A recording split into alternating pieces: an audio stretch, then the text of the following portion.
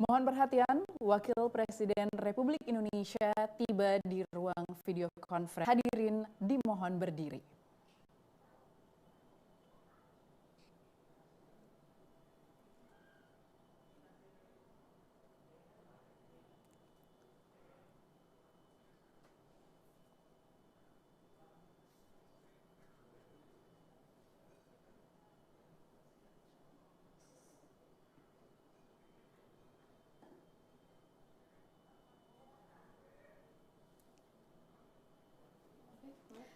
Hadirin dipersilahkan duduk. Yang terhormat Wakil Presiden Republik Indonesia, yang kami hormati Menteri Pendidikan dan Kebudayaan Bapak Nadiem Anwar Makarim, para Menteri Kabinet Indonesia Maju atau yang mewakili, para gubernur, bupati dan wali kota,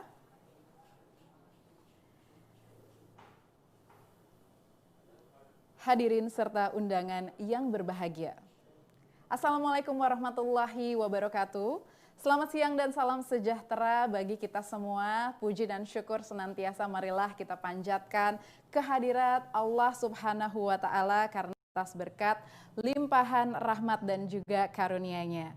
Di hari yang berbahagia ini, Senin 23 November 2020, kita dapat berkumpul bersama pada acara pengumuman rencana seleksi guru pegawai pemerintah dengan perjanjian kerja tahun 2021.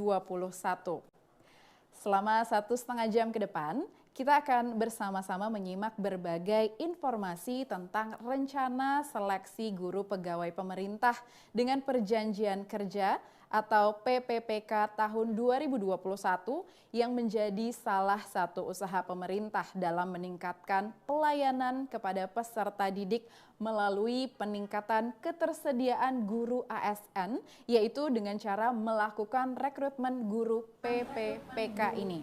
Tentunya kita harapkan bersama program ini akan membuat kebijakan antar kementerian dan lembaga pusat dengan kebijakan dan implementasi di daerah lebih terintegrasi.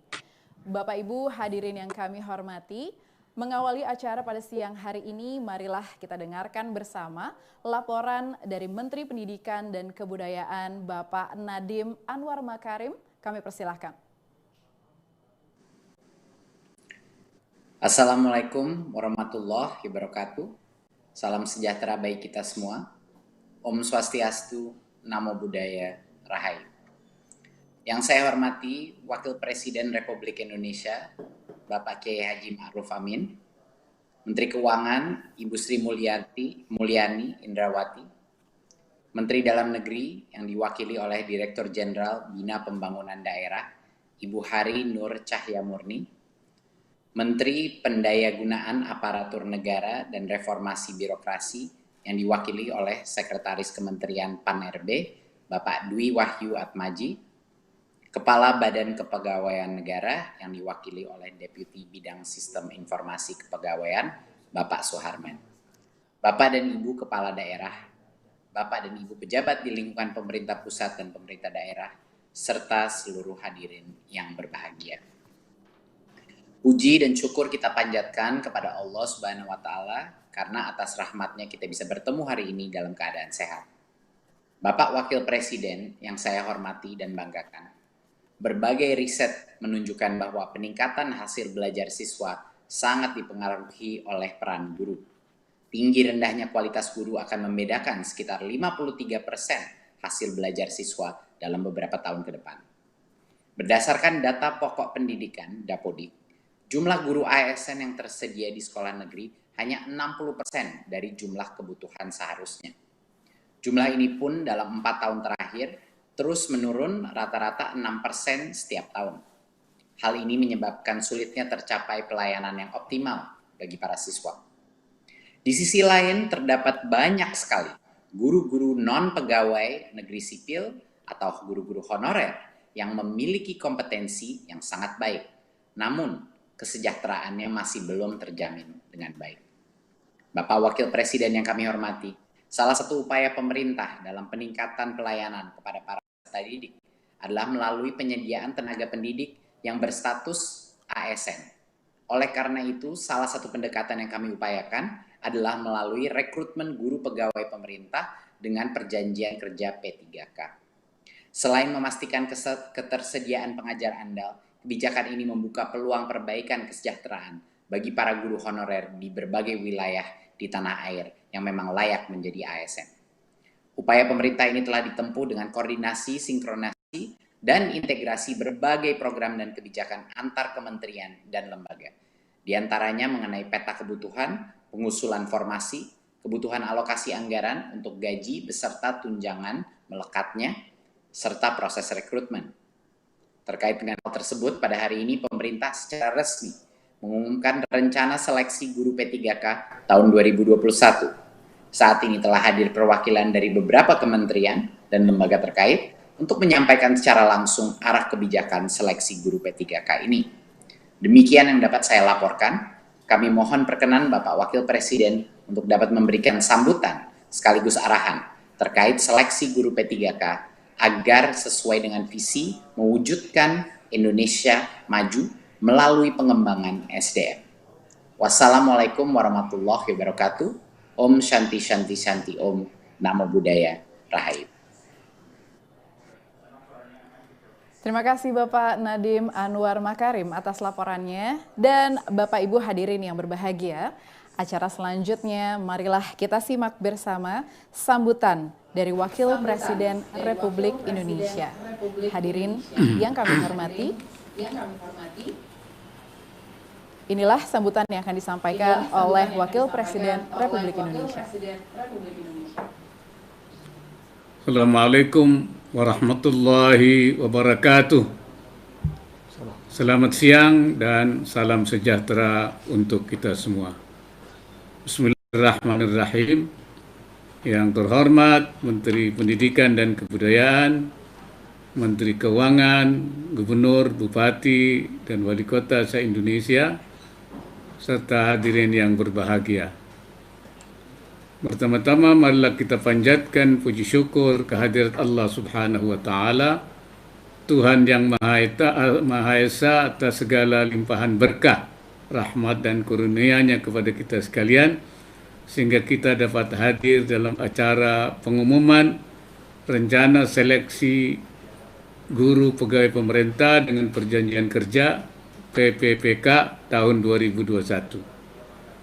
Saya mengucapkan terima kasih kepada Menteri Pendidikan dan Kebudayaan yang telah mengundang saya untuk memberikan sambutan dalam acara yang sangat penting ini.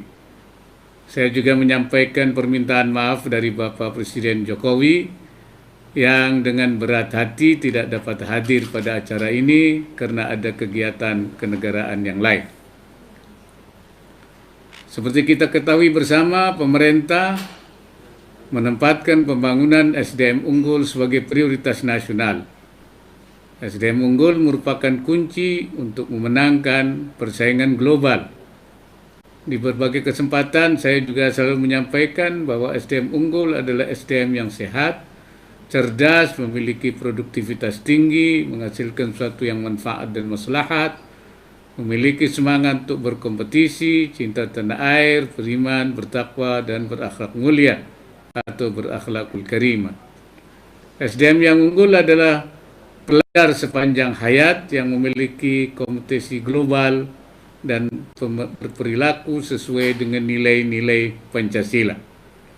Secara lebih spesifik, SDM unggul yang ingin dihasilkan melalui proses belajar mengajar di tanah air setidaknya memiliki kriteria berketuhanan dan berakhlak mulia, mandiri, bernalar kritis, kreatif, memiliki jiwa gotong royong, dan bercara pandang kebinekaan global.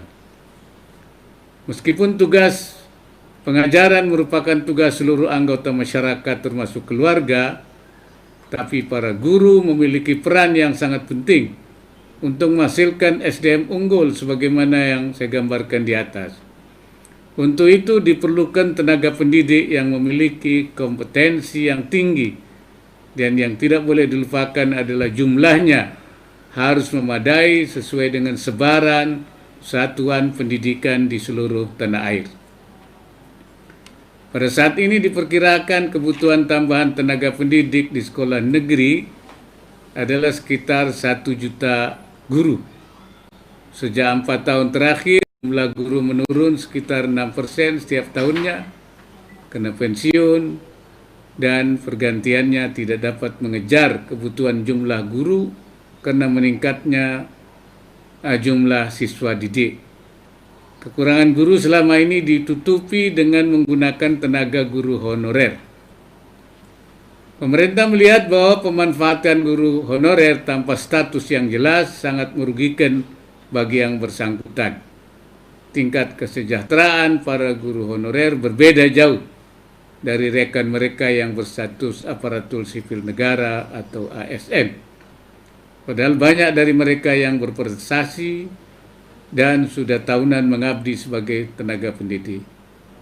Selain itu, para guru honorer tidak dapat mengikuti berbagai macam kegiatan peningkatan kapasitas seperti pelatihan, kursus, ataupun mengikuti pendidikan untuk jenjang yang lebih tinggi.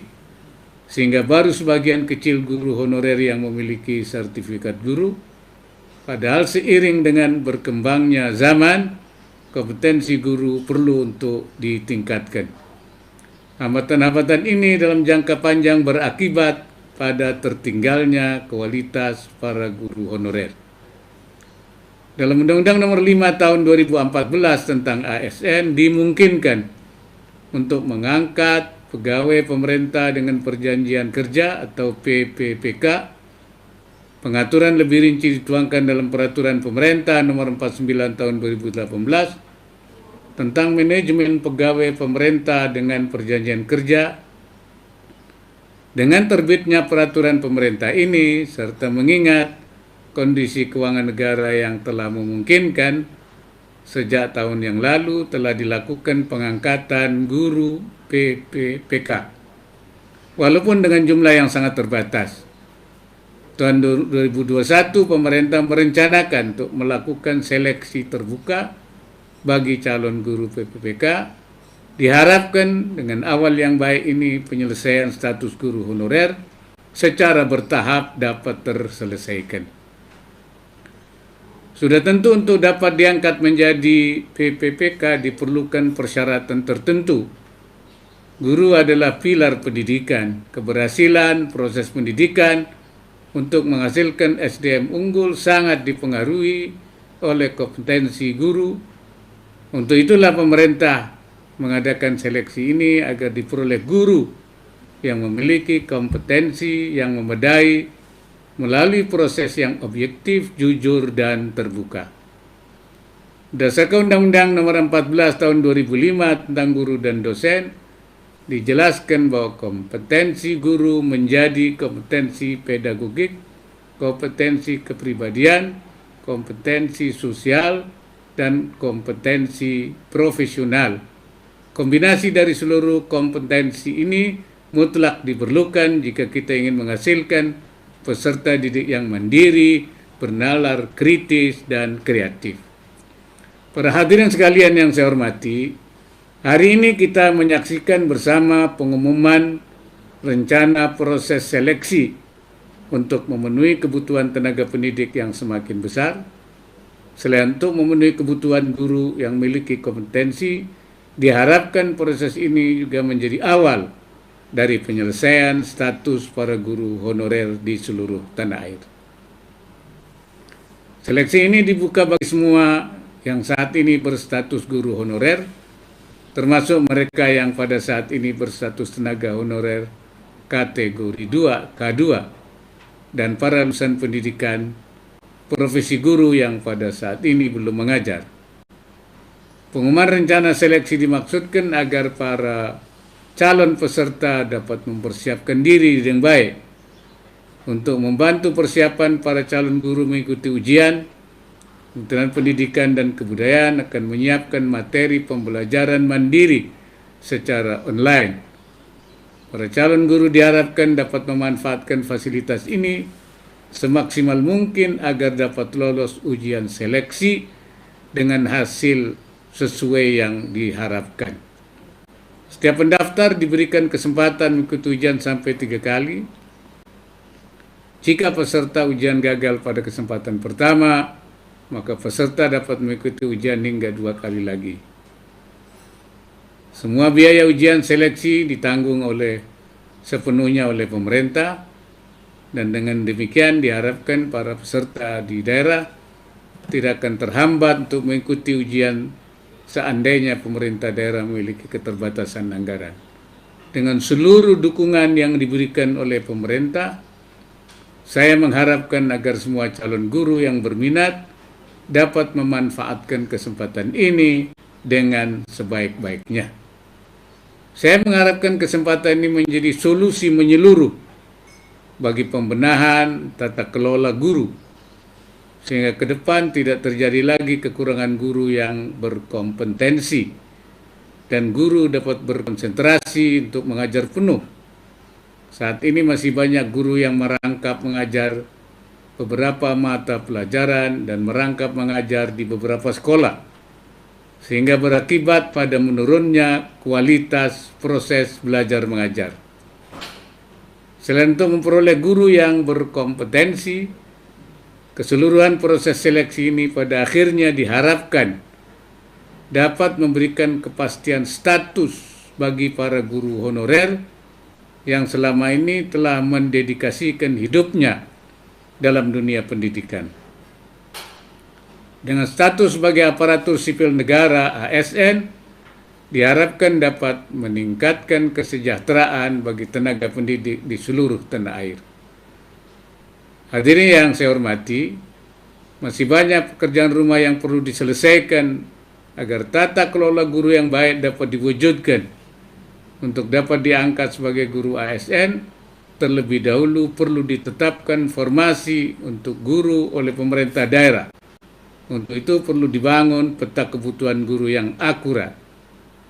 Pemerintah telah menyiapkan anggaran bagi mereka yang lulus seleksi tahap pertama, dan untuk jangka menengah akan disediakan anggaran untuk 1 juta formasi guru PPPK. Saya mengharapkan agar Menteri Dalam Negeri dapat memfasilitasi pemerintah daerah untuk segera menetapkan formasi kebutuhan guru di daerah masing-masing.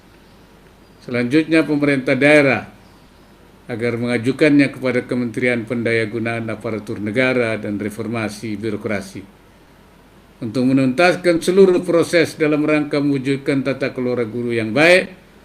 Saya meminta kepada Menteri Pendidikan dan Kebudayaan untuk terus berkoordinasi dengan Menteri Keuangan, Menteri Dalam Negeri, dan Menteri Pendayagunaan Aparatur Negara dan Reformasi Birokrasi.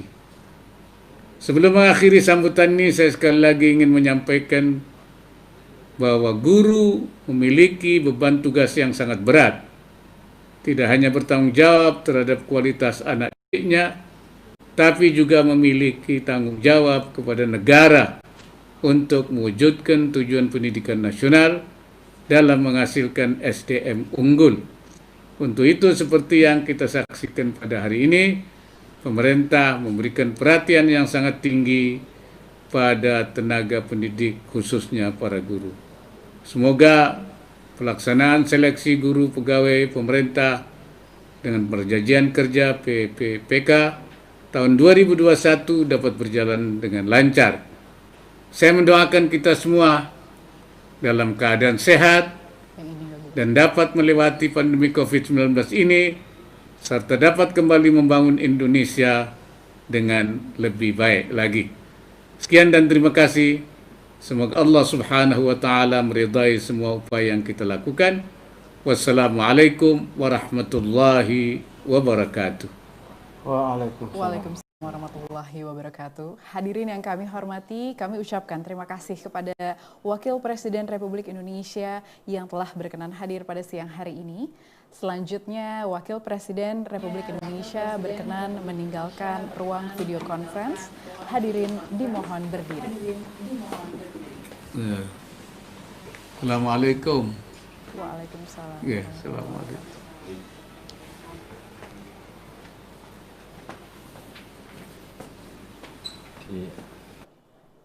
Hadirin dipersilahkan duduk. Sekali lagi izinkan saya kembali menyapa para hadirin dan tamu undangan Yang saya hormati Menteri Pendidikan dan Kebudayaan Bapak Nadiem Anwar Makarim, Menteri Keuangan Ibu Sri Mulyani Indrawati, Menteri Pendayagunaan Aparatur Negara dan Reformasi Birokrasi yang diwakili oleh Bapak Dwi Wahyu Atmaji selaku Sesmen PAN RB, dan Bapak Teguh Wijinarko selaku PLT Deputi Bidang SDM Aparatur. Menteri Dalam Negeri yang diwakili Ibu Hari Nur Cahya Murni selaku Dirjen Bina Pembangunan Daerah. Kepala Badan Kepegawaian Negara yang diwakili oleh Bapak Suharmen selaku Deputi Bidang Sistem Informasi Kepegawaian. Para kepala daerah, gubernur, bupati, dan wali kota. Para pejabat eselon 1 dan 2 di lingkungan pemerintah daerah, dan juga para perwakilan asosiasi guru dan organisasi pendidikan.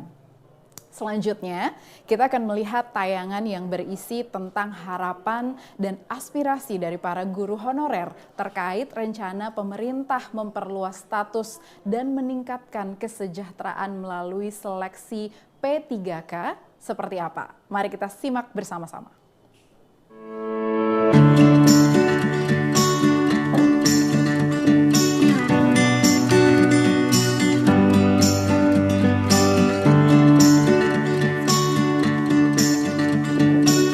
Profesi menjadi seorang guru itu adalah profesi yang sangat mulia. Kita bisa memampu membawa kebahagiaan buat orang lain, meskipun itu bukan berupa materi. Awalnya saya ingin menjadi guru karena saya melihat saudara saya yang menjadi guru. Kehidupan seharinya selalu ada tanda tawa dengan anak-anak didiknya. Selalu dihiasi dengan senyum tawa anak-anak didiknya. Dukanya menjadi guru itu honornya sudah pasti kecil, bayarannya itu tidak rutin setiap bulan. Ada 2 bulan bekerja dikasih honor 1 bulan, kadang saya sampai 4 bulan. Kalau mau bicara perasaan ya agak sedikit menyedihkan ya. Sekarang saja kami belum gajian ya, sampai sekarang ini kan menunggu. Apalagi ditambah dengan kondisi pandemi sekarang ini yang mana ekonomi semakin susah ya, berpengaruh pada kesejahteraan kami sebagai guru honorer, tapi tetap bersyukur saja dengan keadaan seperti ini. Apalagi karena kami guru honor, kami selalu dianggap remeh. Kalau kami buat ini selalu ada ini. Padahal sebenarnya kami mau berusaha supaya menjadi yang terbaik. Tapi karena status, namanya beda status di sini, jadi kadang-kadang mereka memandang kami dengan sebelah mata. Ketika saya melihat anak-anak itu bisa mempraktikkan apa yang saya ajarkan, bisa berhasil, wah senangnya luar biasa. Seperti saya tidak hanya mendapatkan segunung emas, tapi rasanya duka-duka saya sebagai guru honorer itu udah hilang. Ketika masuk kelas, udah ketemu dengan senyum-senyum anak-anak yang berbeda-beda, udah ketemu dengan keunikan-keunikan mereka, ya. Ada yang protes, ada yang lucu, ada yang komplain. Itu kita ketemu dengan kondisi seperti itu, tiba-tiba langsung hati sudah senang. Yang mengilhami saya, mengapa saya kuat sampai sekarang menjadi seorang guru, bahwa apa yang kita kejar di dunia ini itu bukan hanya materi saja, tetapi ada rasa kebanggaan bagaimana sih kita bisa menampilkan diri ini bisa bermanfaat buat orang banyak.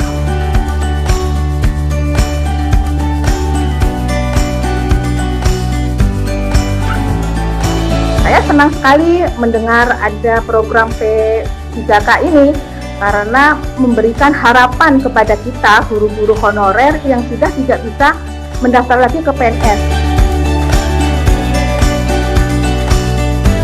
Ini angin segar buat kami, Pak. Bertahun-tahun kami menjadi seorang honorer, bisa berpunya kesempatan untuk mengabdikan diri menjadi seorang abdi negara.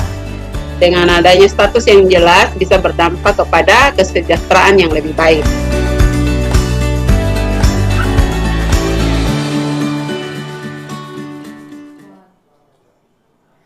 Telah kita saksikan bersama-sama video dari para guru honorer yang selama ini sudah menjadi bagian dari perjuangan pendidikan Indonesia. Kita akan segera menyimak paparan yang akan disampaikan oleh para panelis kita siang hari ini. Kami persilahkan kepada Menteri Pendidikan dan Kebudayaan Bapak Nadiem Anwar Makarim untuk memberikan paparan. Kepada yang terhormat Bapak Nadiem Anwar Makarim, waktu dan tempat kami persilahkan. Terima kasih. Bapak dan Ibu Menteri, serta hadirin yang saya hormati, izinkan saya memaparkan pentingnya seleksi guru P3K pada tahun 2021 mendatang.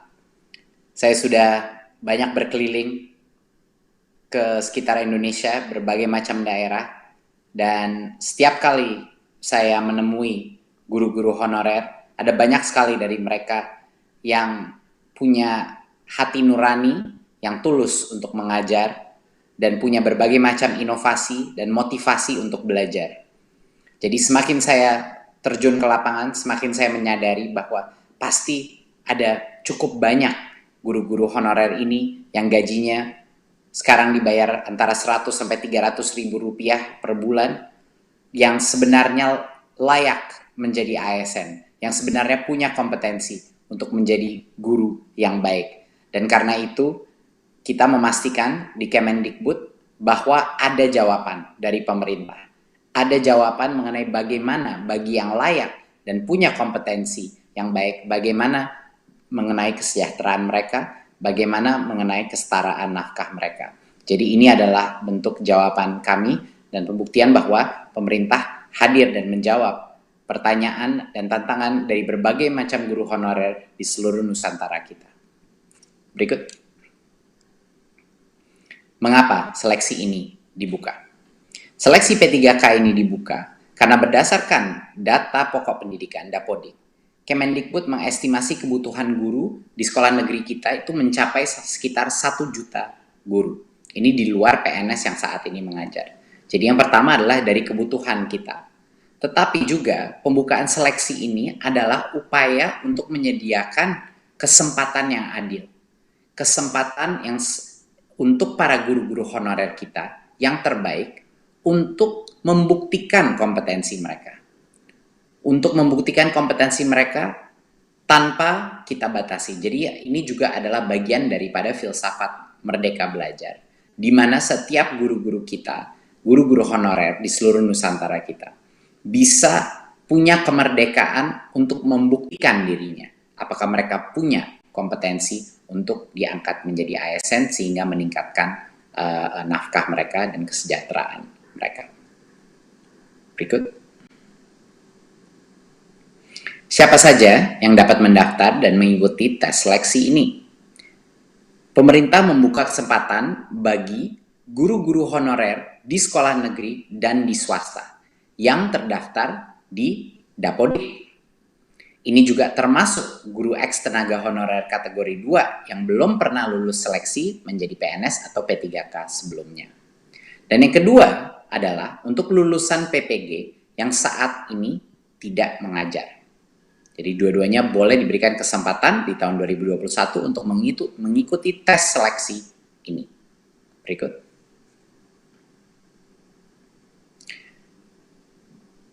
Salah satu hal yang terpenting untuk kebijakan ini adalah agar semua pemerintah daerah, rekan-rekan kita di dunia pendidikan, dan juga media untuk memperjelas apa yang dilakukan di tahun 2021. Dan kenapa ini beda dari sebelum-sebelumnya. Jadi yang pertama harus ditekankan bahwa ini adalah seleksi massal yang akan dilakukan secara online di tahun 2021. Pemerintah telah mempersiapkan bagi yang lolos seleksi tersebut akan dijamin akan menjadikan P3K dan akan penganggarannya sudah disiapkan. Tetapi masih harus lolos seleksi. Jadi salah satu pesan yang terpenting bagi teman-teman media juga dalam pengumuman ini dipastikan bahwa ini adalah seleksi di tahun 2021.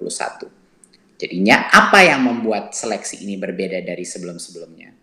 Dulu formasi guru P3K itu terbatas dan ada kuota-kuotanya, jadi banyak sekali guru-guru honorer kita harus menunggu dan mengantri untuk bisa membuktikannya. Di tahun 2021 ini akan berubah. Semua guru honorer dan lulusan PPG bisa mendaftar dan mengikuti tes seleksi tersebut. Dan semua yang lulus seleksi akan dijamin menjadi guru P3K hingga batas sampai dengan 1 juta guru. Nah, berarti ini yang sangat penting.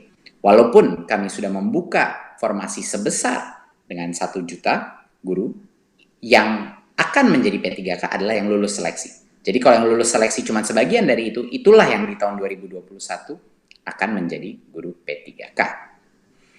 Nah, agar pemerintah bisa mencapai target ini, pemerintah pusat mengundang pemerintah daerah untuk mengajukan formasi sebanyak mungkin sesuai dengan kebutuhannya. Nah, ini sangat penting karena pada saat ini masih banyak sekali formasi yang kita dapatkan itu baru sekitar 200.000. Padahal kita mengetahui bahwa kebutuhan guru ASN kita jauh lebih besar dari itu, sampai dengan 1 juta. Jadinya masih ada gap, masih ada yang harus kita tutupi, perbedaan antara formasi yang sudah diterima sama jumlah yang seharusnya ada. Jadi kami mohon semua pemerintah daerah untuk mengajukan formasi sebanyak-banyak mungkin sesuai dengan kebutuhannya, ya, karena kalau lolos tes P3K ini, anggarannya akan dijamin oleh pemerintah pusat, akan sudah disiapkan, tidak perlu khawatir. Jadi ini perbedaannya dari yang dulu. Dulu formasi itu terbatas, di tahun 2021 semuanya akan bisa mengikuti tes online tersebut dan bisa membuktikan kelayakannya. Yang kedua, sebelumnya setiap pendaftar itu diberikan kesempatan mengikuti ujian seleksi rata-rata sebanyak 1 kali per tahun untuk mengikuti itu. Bedanya di tahun 2021, setiap pendaftar ini diberikan kesempatan beberapa kali. Jadi kalau dia gagal pada kesempatan yang pertama, dia dapat belajar lagi, belajar ulang, dan mengulang ujian hingga 2 kali. Ya, 2 kali lagi. Jadi total itu bisa mengambil 3 kali tes tersebut. Dan ini bisa di tahun yang sama, di tahun 2021, ataupun di tahun berikutnya. Karena ini akan menjadi suatu program yang berkesinambungan. Ketiga, sebelumnya tidak ada materi persiapan untuk para pendaftar. Kemendikbud ingin memastikan bahwa guru-guru honorer kita mendapatkan kesempatan yang adil, bahwa mereka bisa mendapatkan materi pembelajaran secara daring untuk semuanya, untuk membantu pendaftar mempersiapkan diri sebelum ujian seleksi. Jadi kita akan pastikan bahwa akan ada berbagai macam pelatihan online yang bisa dilakukan secara mandiri oleh para guru-guru honorer untuk mempersiapkan diri untuk ujian seleksi ini. Karena standar ujian seleksi ini akan ditentukan dengan standar dengan kualitas yang baik. Ya, itu adalah suatu hal yang sangat penting untuk memastikan kualitas mutu pembelajaran anak-anak kita itu masih terjaga. Keempat, sebelumnya, pemerintah daerah yang harus menyiapkan anggaran gaji peserta yang lulus seleksi guru P3K. Tapi, di tahun 2021, pemerintah pusat memastikan tersedianya anggaran bagi gaji semua peserta yang lulus seleksi guru P3K. Jadinya, daerah sekali lagi tidak perlu khawatir mengajukan formasi sesuai dengan kebutuhannya karena anggarannya sudah disiapkan. Dan yang terakhir, biaya penyelenggaraan ujian sebelumnya biasanya ditanggung oleh pemerintah daerah. Tetapi di tahun 2021, biaya penyelenggaraan ujian ditanggung oleh Kemendikbud. Ini adalah perubahan-perubahan yang transformatif dari proses seleksi sebelumnya dan yang sekarang. Makanya kami di Kemendikbud beserta bekerjasama dengan Pan-RB, dengan juga Kemenq, untuk memastikan bahwa di 2021 kita benar-benar memberikan kesempatan yang adil untuk semua guru honorer membuktikan kehandalannya, membuktikan kompetensinya untuk bisa menjadi ASN. Berikut. Terima kasih. Sekian dari saya, presentasi saya. Sekali lagi, saya harap ini bisa menjadi angin segar bagi para guru-guru honorer yang sebelumnya belum mendapatkan kesempatan untuk menunjukkan kelayakannya. Untuk 2021, kita akan menjamin bahwa semua guru honorer akan bisa mengikuti tes seleksi ini dan akan diberikan beberapa kesempatan, bukan hanya satu. Dan juga dari sisi daerah, kami harap sekali lagi bahwa setiap pemerintah daerah mengajukan formasi sebanyak-banyaknya yang sesuai dengan kebutuhannya yang benar. Karena anggaran, kalaupun lulus seleksi, akan sudah dijamin oleh pemerintah pusat. Terima kasih, semoga ini menjadi angin segar bagi para guru-guru honorer kita yang selalu senantiasa berjasa untuk pendidikan masa depan generasi kita. Wassalamualaikum warahmatullahi wabarakatuh. Waalaikumsalam warahmatullahi wabarakatuh. Terima kasih kami ucapkan kepada Bapak Nadiem Anwar Makarim atas paparan yang diberikan. Arahan berikutnya akan dijelaskan oleh Menteri Keuangan Ibu Sri Mulyani Indrawati. Kepada yang terhormat Ibu Sri Mulyani Indrawati, waktu dan tempat kami persilahkan.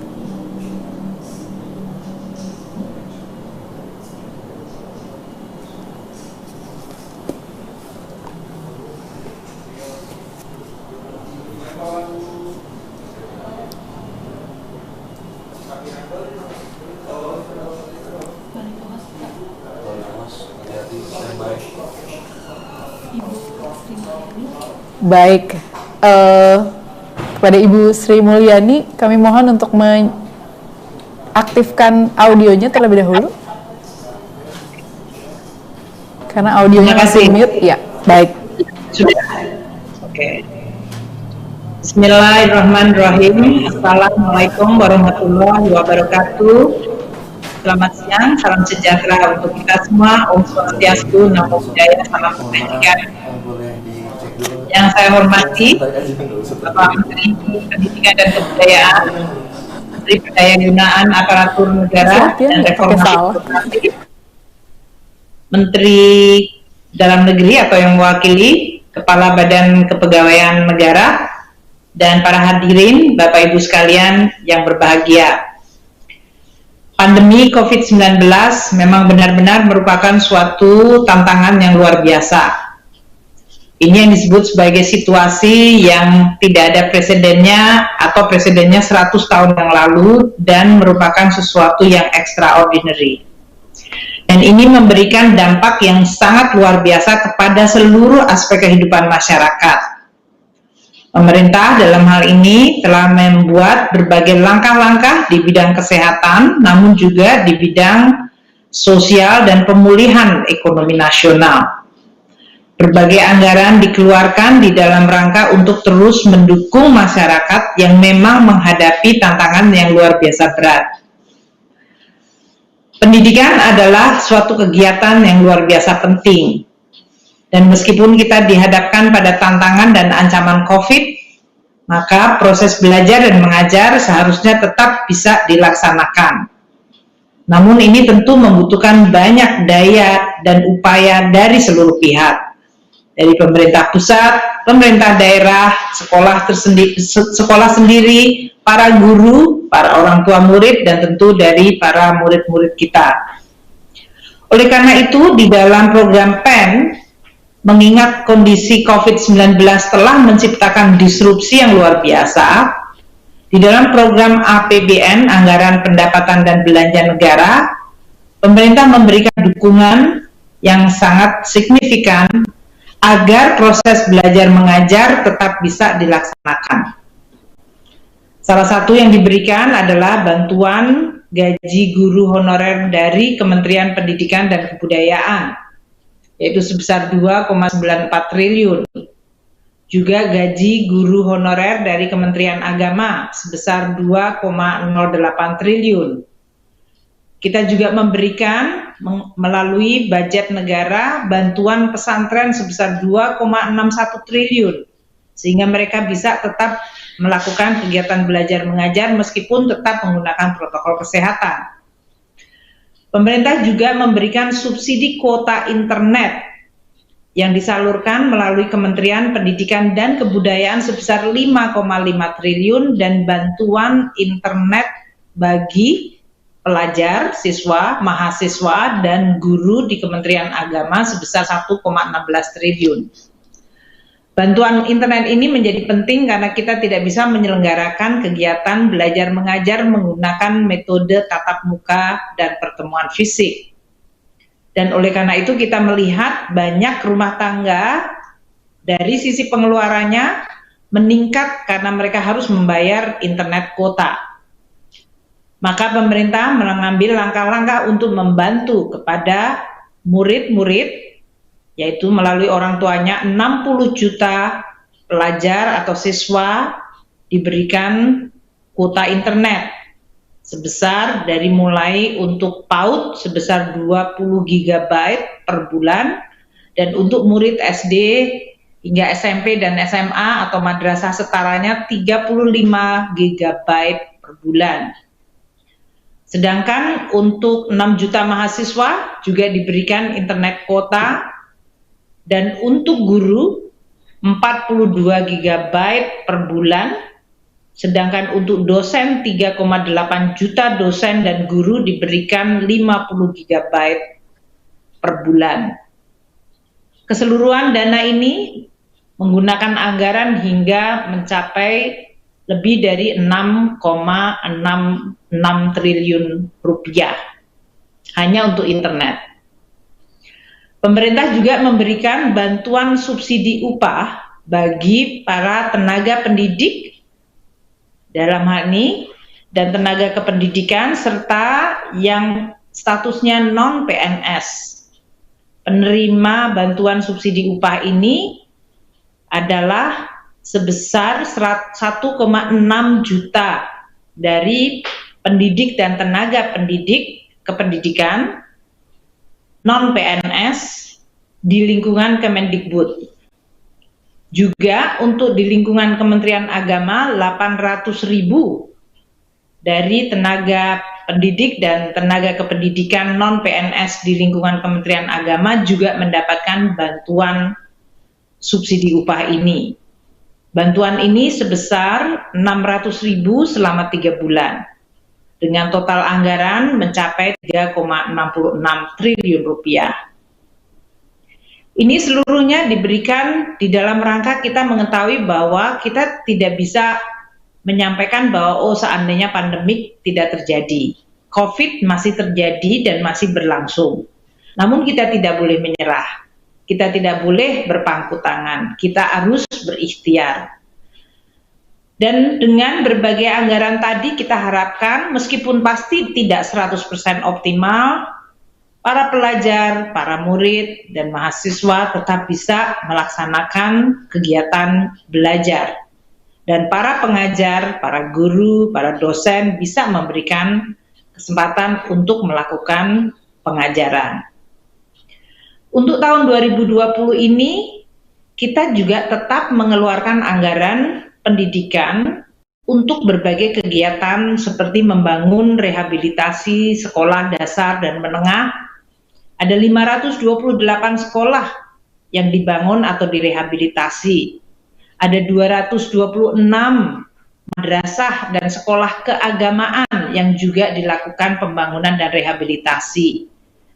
Kita juga membangun 24 asrama dan 25 ruang belajar pada pondok pesantren. Selain itu, pemerintah masih terus memberikan beasiswa dari mulai program Indonesia Pintar untuk 15,95 pelajar siswa SD, SMP, SMA, dan untuk mahasiswa sebanyak 736.000 orang mahasiswa yang ikut di dalam beasiswa bidik misi atau Kartu Indonesia Kuliah. Untuk lingkungan Kementerian Agama, kita memberikan bantuan operasi sekolah di lingkungan Kementerian Agama untuk 7,6 juta siswanya. Juga bantuan operasi pesantren untuk 193.000 lembaga yang memiliki 14,2 ribu pesantren atau siswa pesantrennya. Dan juga kita memberikan berbagai dukungan agar kegiatan belajar tetap bisa berjalan baik. Ibu, Bapak, dan sekalian, ini adalah sesuatu pemihakan. Memang anggaran pendidikan merupakan anggaran yang paling besar di dalam belanja negara, 25% atau lebih dari 500 triliun. Untuk anggaran pendidikan yang disalurkan melalui daerah menjadi sangat penting. Oleh karena itu peranan Bapak Menteri Pendidikan atau Mas Menteri menjadi sangat penting. Bagaimana mengkoordinasikan antara anggaran di tingkat pusat dengan anggaran yang sudah didelegasikan ke daerah yang merupakan kewenangan daerah, namun seharusnya juga kualitas dan kepastian dari sisi delivery-nya harus tetap kita jaga. Kita memberikan bantuan operasi sekolah untuk Kemendikbud, semuanya disalurkan melalui daerah, melalui transfer keuangan dana desa, yaitu untuk 44,1 juta siswa yang berada di sekolah di lingkungan Kemendikbud. Juga untuk bantuan operasi sekolah tingkat PAUD, 5,6 juta anak-anak usia dini. Tunjangan profesi guru juga disalurkannya melalui APBD, melalui TKDD untuk 838.000 guru. Juga pembangunan ruang kelas beserta perabotan, lebih dari 6.400 ruangan, rehabilitasi ruang kelas 30.000 ruangan, itu disalurkan melalui transfer ke daerah, yaitu melalui APBD. Pembelian dukungan dari pemerintah untuk peralatan pendidikan sebanyak 42.000 paket, pembangunan laboratorium, ruangan laboratorium, atau peralatan laboratorium sebanyak lebih dari 3.400 paket. Itu semuanya berasal dari anggaran APBN yang disalurkan melalui APBD, dan oleh karena itu pemerintah daerah dan dinas pendidikan sangat penting untuk meyakinkan bahwa hal itu bisa betul-betul dirasakan manfaatnya oleh sekolah maupun murid-murid. Kita juga memberikan peralatan untuk TIK atau untuk komputer, internet, dan pelayanan untuk perpustakaan yang juga ditingkatkan. Kami dari Kementerian Keuangan akan terus berupaya dan mendengar apa yang menjadi desain reformasi pendidikan dari Mas Menteri dan juga dari Kementerian Agama.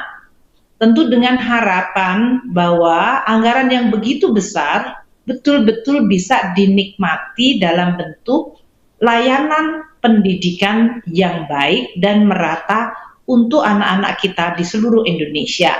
Seperti tadi sudah ditayangkan di dalam film di awal, bahwa banyak anak-anak Indonesia di seluruh Indonesia seharusnya mereka berhak mendapatkan kualitas layanan pendidikan yang sama dimanapun mereka berada. Karena itulah anggaran pendidikan memang didesain seharusnya untuk membuat semua anak Indonesia bisa mendapatkan kesempatan yang sama dan kualitas yang sama. Untuk tahun depan, APBN kami juga tetap menyediakan anggaran yang luar biasa besar untuk bidang pendidikan ini.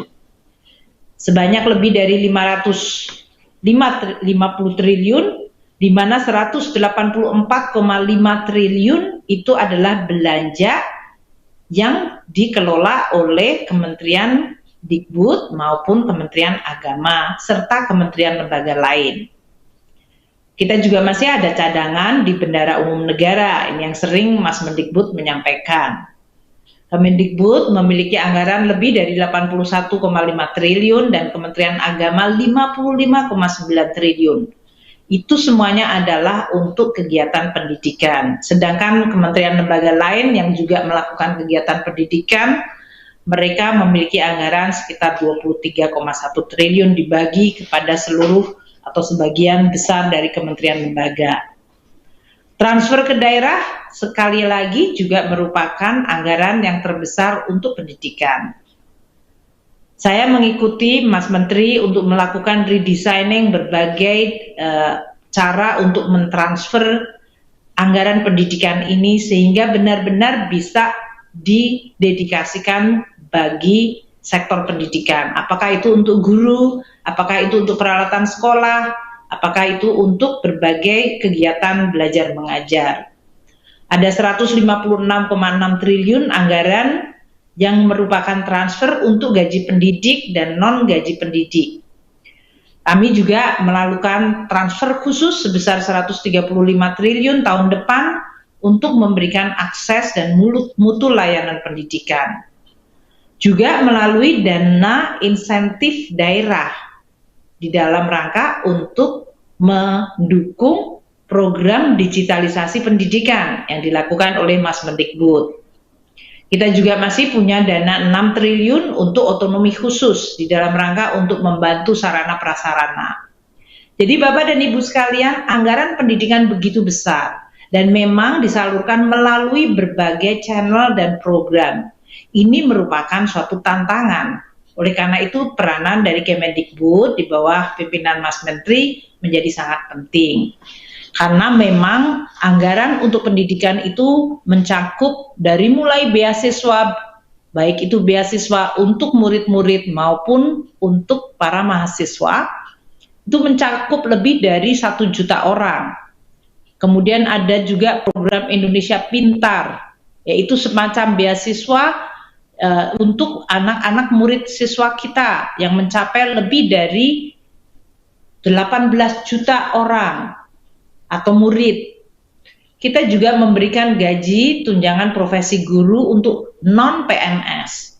Ada 293.000 guru di Kemendikbud dan 270.000 guru di lingkungan Kementerian Agama, serta bantuan operasi sekolah bagi lebih dari 240.000 sekolah di Indonesia. Nah, terkait acara hari ini, kami menyambut gembira bahwa Kementerian Dikbud akan melakukan perekrutan pegawai pemerintah dengan perjanjian kerja. Tentu ini sudah dilakukan dengan suatu perhitungan yang matang dan program yang tadi telah dijelaskan oleh Mas Menteri mengenai mekanismenya. Jumlah guru non-PNS sekarang ini adalah sebesar 1,6 juta orang. Jadi kalau seandainya rekrutmen hari ini bisa terjadi, tentu bisa mengurangi atau dalam hal ini akan mengalihkan status dari yang non-PNS menjadi P3K. Karena memang tadi seperti yang disampaikan oleh para guru honorer tadi, gaji dan tunjangan dari status non-PNS atau honorer menjadi guru yang statusnya ASN atau P3K memang berbeda. Kami tentu terus berusaha untuk mendukung langkah-langkah perbaikan kesejahteraan guru dengan tetap menjaga tadi kualitas dari para guru tersebut. Jadi kami senang bahwa dalam hal ini akan dilakukan rekrutmen melalui ujian dan kita berharap juga para guru bisa mempersiapkan dan tadi seluruh anggaran untuk rekrutmen dibiayai oleh anggaran APBN kita. Kalau kita lihat untuk tahun 2021 ini telah dicadangkan 1,46 triliun untuk gaji ASN pusat maupun yang baru. Jadi ini artinya nanti kalau para guru honorer yang sudah diterima dan menjadi guru P3K, maka mereka akan mendapatkan gaji sebagai ASN dan tunjangan kinerja dan sejenisnya untuk guru, termasuk yang dalam hal ini sebesar 4.060.490 bagi guru yang menikah dan memiliki 2 anak dari sisi total tunjangan kinerjanya. Ini adalah anggaran yang sudah disediakan dalam bentuk APBN pusat maupun APBD. 1,46 juta untuk ASN pusat dan 1,46 triliun rupiah untuk gaji ASN pusat yang akan direkrut dan 24,92 triliun untuk ASN daerah yang akan masuk menjadi PNS dan ASN. Kita mengetahui bahwa untuk pusat ini akan ada formasi 54.581, baik yang untuk CPNS 27.291 dan untuk yang P3K sebesar 27.290. Untuk daerah yang akan lebih besar, dalam hal ini untuk CPNS 119.094 dan untuk P3K tadi yang disampaikan Pak Wapres dan Pak Mendikbud akan ada rekrutmen sampai dengan 1.020.000 2.616 orang. Tentu kita berharap para guru yang tadi 1,6 juta yang statusnya sekarang honorer akan bisa melakukan persiapan sehingga bisa diterima dengan kualitas sesuai dengan ujian yang akan ditetapkan. Selain itu kami masih ada untuk P3K non-guru, yaitu tenaga non-kependidikan, itu masih akan ada formasi sebanyak 70.000 lebih. Inilah yang kita sediakan anggarannya hingga mencapai 24 triliun. Tadi yang saya sampaikan untuk atau 24,9 berarti sudah mendekati 25 triliun. Banyak pemerintah daerah mengatakan ya mereka akan rekrut kalau ada anggarannya, dan sekarang kami telah menyediakan anggaran. Tentu dengan demikian kita berharap akan ada proses perekrutan dengan tetap menjaga kualitas.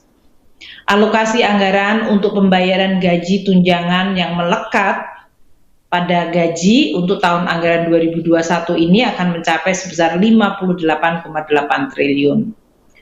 Nah, mekanismenya tentu saja dalam hal ini sesudah formasi guru tadi ditetapkan di masing-masing kabupaten, kota, daerah. Kalau yang untuk tadi P3K daerah, maka kemudian mereka melakukan tadi sesuai yang disampaikan oleh Bapak Menteri atau Mas Menteri. Nanti kalau sudah ditetapkan pengangkatan P3K-nya oleh pemerintah daerah dan registrasinya di Badan Kepegawaian Nasional sesuai dengan hasil seleksi yang tadi diselenggarakan oleh Kemendikbud dengan Kementerian Pan-RB, maka pembayaran gajinya akan menggunakan jalur APBD, di mana kami akan melakukan transfer melalui transfer umum. Dan penyaluran DAU setiap bulannya dilakukan sesudah pemerintah daerah menyampaikan realisasi belanja pegawainya. Jadi dalam hal ini Kementerian Keuangan akan terus mengikuti proses ini, berapa yang nanti akan mengikuti ujian, berapa yang kemudian betul-betul direkrut, berapa yang kemudian mendapatkan pengangkatan oleh pemerintah daerah dan ditetapkan atau diregistrasi di BKN. Dan dengan basis itu kemudian akan dilakukan transfer umum sehingga kemudian pemerintah daerah bisa membayar melalui dana transfer umum yang ditetapkan. Kami sangat menyadari bahwa kualitas guru adalah sangat-sangat penting dalam meningkatkan kualitas pendidikan dan sangat mendukung apa yang disampaikan dan merupakan tekad dari Kementerian Pendidikan Kebudayaan untuk terus melakukan reformasi kegiatan pendidikan di Indonesia agar makin meningkat kualitasnya.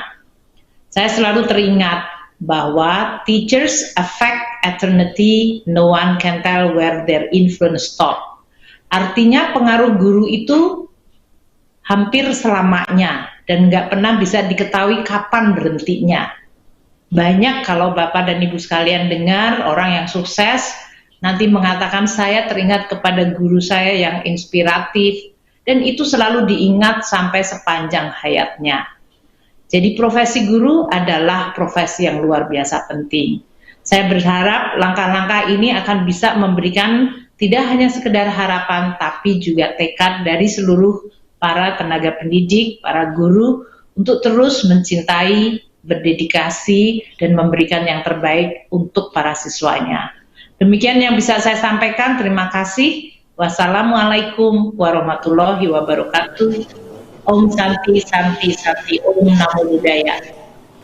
Waalaikumsalam warahmatullahi wabarakatuh. Terima kasih kami ucapkan kepada Ibu Sri Mulyani Indrawati atas arahan yang diberikan. Dan arahan berikutnya akan disampaikan oleh Dirjen Bina Pembangunan Daerah Kementerian Dalam Negeri Ibu Hari Nur Cahya Murni. Kepada yang terhormat Ibu Hari Nur Cahya Murni, waktu dan tempat kami persilahkan. Assalamualaikum warahmatullahi wabarakatuh. Salam sejahtera bagi kita semua. Om Swastiastu, Namo Buddhaya, salam kebajikan. Pertama-tama kami mengucapkan maaf Bapak Menteri Dalam Negeri karena pada saat yang bersamaan dan ada acara ANEF untuk rencana Pilkada serentak 9 Desember 2020, sehingga beliau menugaskan kepada kami untuk mewakili dan menyampaikan 5 catatan yang kami akan aturkan dalam kesempatan yang baik ini. Pertama-tama Bapak Ibu sekalian, bahwa Kementerian Dalam Negeri sangat mendukung rencana atau kebijakan seleksi guru honorer menjadi P3K pada tahun 2021. Dukungan tersebut nyata diwujudkan di dalam penyiapan rancangan Permendagri tentang teknis pemberian gaji dan tunjangan guru P3K pada instansi daerah sesuai dengan amanat pasal 7 ayat 2 Perpres 98 tahun 2020 tentang gaji dan tunjangan P3K. Yang ketiga, kepada pemerintah daerah kiranya dapat dalam kesempatan pertama melakukan pemetaan dan penghitungan secara cermat terkait kebutuhan pendidikan dan kependidikan sesuai dengan formasi yang ditetapkan oleh pemerintah pusat sebagaimana arahan Bapak Wakil Presiden tadi, Bapak Ibu, karena yang dibutuhkan sebetulnya adalah 1 juta guru, tetapi saat ini pemerintah daerah seluruhnya baru mengajukan 200.000, dan untuk itu secara bertahap barangkali Bapak Ibu para pimpinan daerah untuk segera memetakan kebutuhan tadi. Yang terakhir, Bapak Ibu sekalian, pemerintah daerah wajib menyediakan tunjangan guru P3K yang dibayarkan sesuai kemampuan keuangan daerah. Dan untuk itu, Menteri Dalam Negeri proses sedang menyiapkan rancangan Permendagri sebagaimana yang kami sampaikan tadi sebagai tindak lanjut dari pasal 7 ayat 2 Perpres 98 2020 tentang gaji dan tunjangan P3K. Saya kira itu beberapa poin yang disampaikan Bapak Menteri Dalam Negeri dalam kesempatan ini yang kami bacakan. Terima kasih. Assalamualaikum warahmatullahi wabarakatuh. Om Santi Santi Santi Om.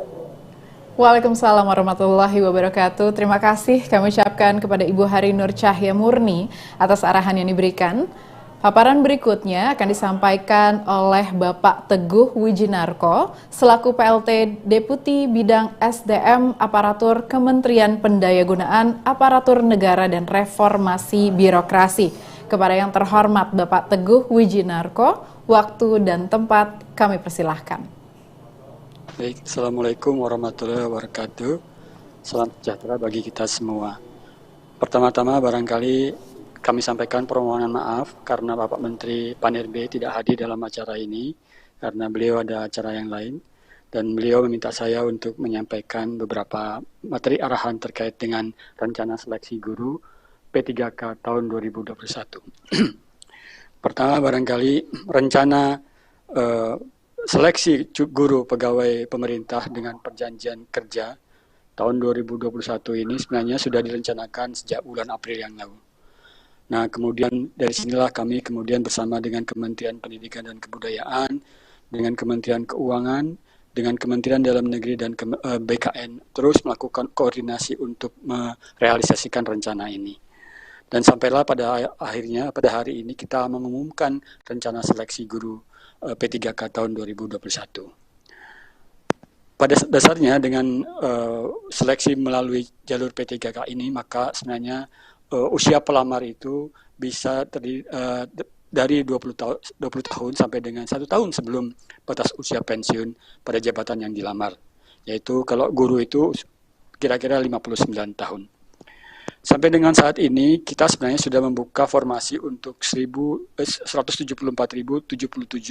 formasi guru P3K yang telah diusulkan oleh pemerintah daerah, yaitu 32 provinsi, 370 kabupaten kota, dan 89 kota.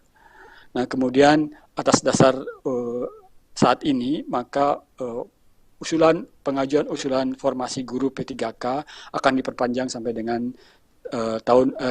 sampai dengan 31 Desember tahun 2020. melalui aplikasi informasi Kementerian PAN dan RB.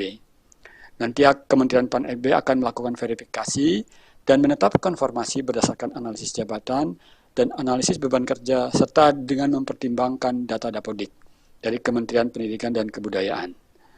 Tentunya kami juga menggunakan peraturan perundangan yang berlaku, yaitu PP nomor 49 tahun 2018 tentang manajemen P3K, kemudian baru-baru ini telah terbit Perpres nomor 38 tahun 2020 tentang jenis jabatan yang dapat diisi oleh P3K, dan Perpres nomor 98 tahun 2020 tentang gaji dan tunjangan P3K. Serta kami juga sudah mengeluarkan sekitar 3 Permen PAN RB terkait dengan P3K ini untuk mendukung pelaksanaan tentang P3K ini. Nah, saat ini kami bekerja sama dengan Kementerian Pendidikan dan Kebudayaan, BKN, BPKP, BSSN, dan BPT untuk mempersiapkan atau merancang sistem penerimaan soal ujian kompetensi dan sistem seleksi yang kita sinergikan bersama. Dalam waktu dekat, barangkali setelah kita persiapkan semua, Kementerian PAN RB akan menetapkan Peraturan Menteri PAN RB terkait dengan dasar hukum pelaksanaan seleksi guru guru P3K tahun 2021 ini. Demikian Bapak sekalian apa yang bisa saya sampaikan terkait dengan rencana seleksi guru P3K tahun 2021. Lebih kurangnya mohon maaf. Assalamualaikum warahmatullahi wabarakatuh. Salam sejahtera bagi kita semua. Amin. Waalaikumsalam warahmatullahi wabarakatuh. Telah kita simak bersama paparan dari Bapak Teguh Wijinarko.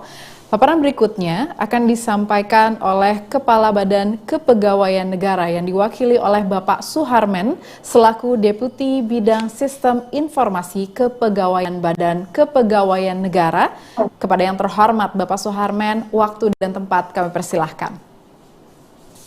Terima kasih Mbak Moderator. Assalamualaikum warahmatullahi wabarakatuh. Selamat siang dan bagi kita semua. Om Swastiastu, Namo Buddhaya, salam kebajikan. Pertama-tama kami mengucapkan permohonan maaf atas Kepala BKN tidak bisa hadir pada pertemuan kita pada siang hari ini karena ada kegiatan lain yang beliau tidak bisa wakilkan. Untuk itu beliau meminta kami untuk menyampaikan beberapa materi paparan terkait dengan kebijakan pengadaan P3K untuk guru tahun 2021.